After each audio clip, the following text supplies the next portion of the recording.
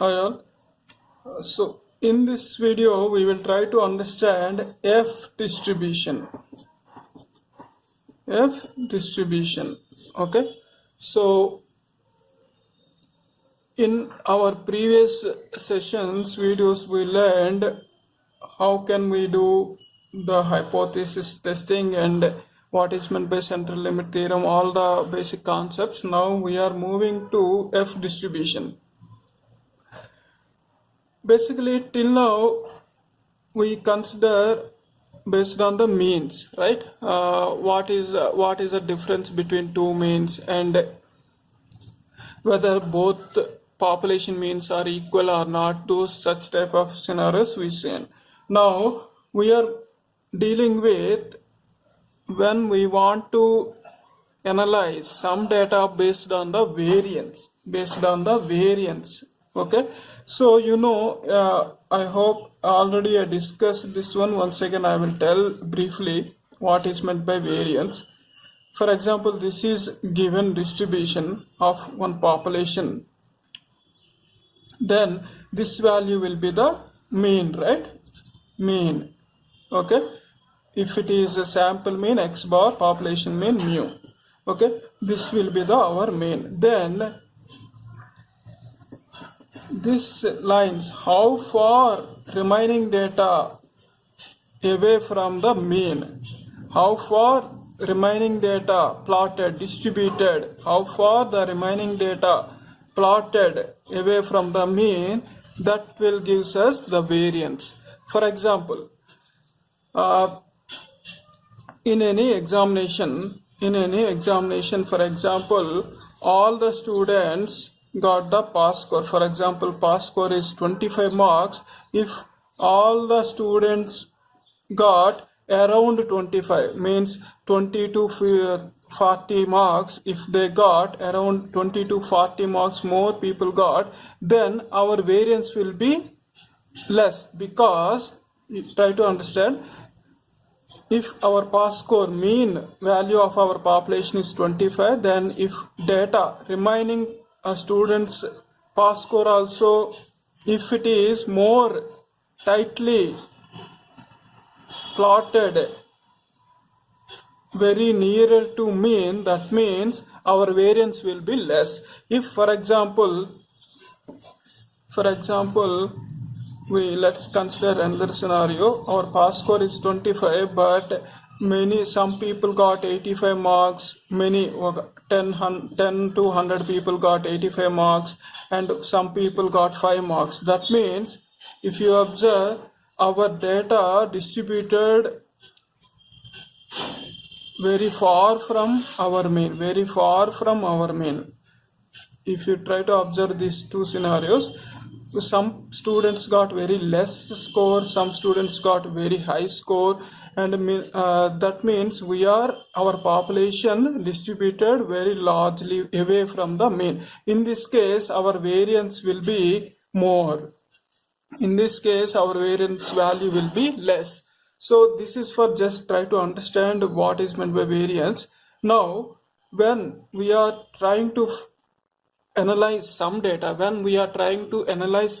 not only in data analysis, statistics, data science, in normal problems also, when we are trying to understand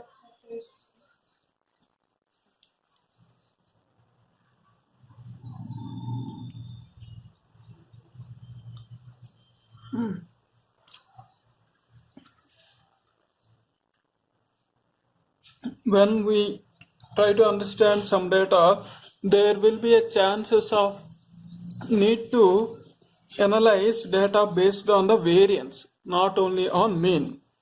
Okay, so in that, when we want to compare the differences between variance and we need to take a decision based on the variance data, then we will use F distribution. Basically the F distribution is, the equation for this one is variance of first data divided by variance of second data. Okay.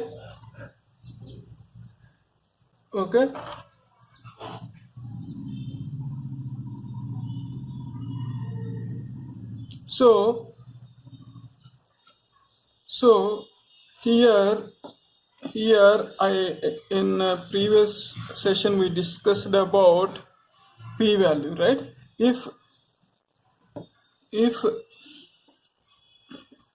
this is our distribution, for example, then if it is our mean, then this value will be the f alpha. So this area will be the alpha, okay, level of significance basically. So if this value f, probability of getting this value resides in this area, that means greater than this of f alpha, right? If we get any value in this extreme area, then that value will be greater than f alpha. Then we will reject our null hypothesis. If the probability of f resides in this area, then we will fail to reject our null hypothesis. Okay.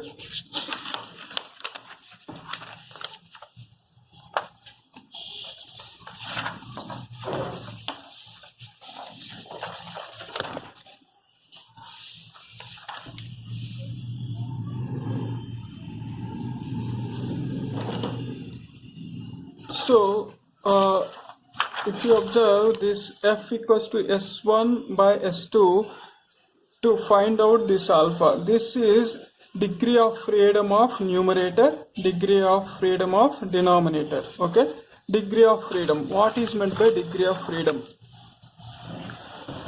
So we know already I discussed this, but let me explain one briefly. Degree of freedom. So degree of freedom is the sample count minus 1 will give you the degree of freedom. For example, if you have n number of samples, then our samples for n number of samples, then our degree of freedom will be n minus 1. Okay. For example, if you have 10 samples, then degree of freedom will be 9, right? N minus 1. 10 minus 1 equals to 9. So when we need to find out this f alpha, we need to know the degree of freedom of the numerator of first sample and degree of freedom of second sample. So degree of freedom of numerator by degree of freedom of denominator will give f alpha. So these values, by looking into our statistics table, if you see number of numerator degree of freedom by denominator degree of freedom. So if for example we got numerator as 15, then denominator is 16, then we will say 2.8775 is our f alpha value. Okay, this value will be 2.8.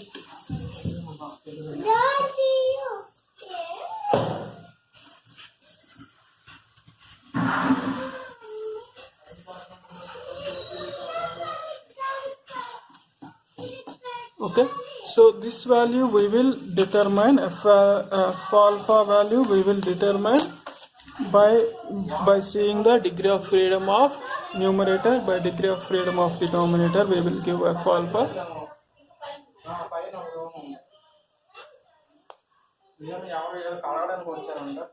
Close this f alpha.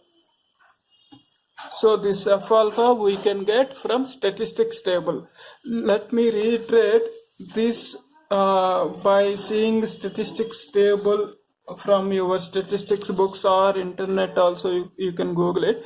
But those are required when you want to do some math problems. But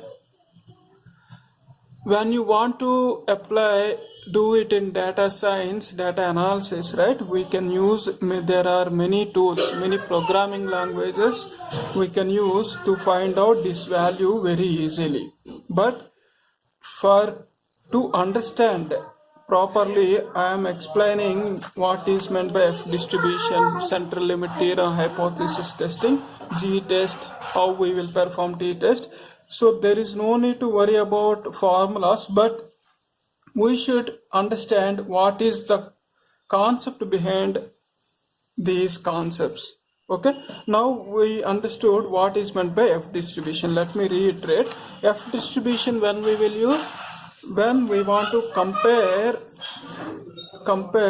variance rather than mean. Okay, so variance, we need to find out the F and F alpha values.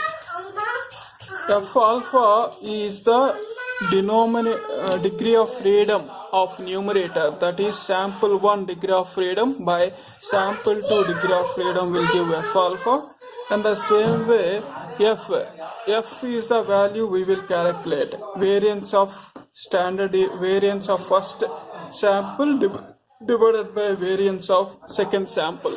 So if this value, probability of this value occurs in this extreme condition, then we will reject the null hypothesis. If that value lies here, that means less than F alpha, then we will say we will fail to reject our null hypothesis. Okay, now till now we learned what is meant by F distribution. Now we will try to see one F distribution.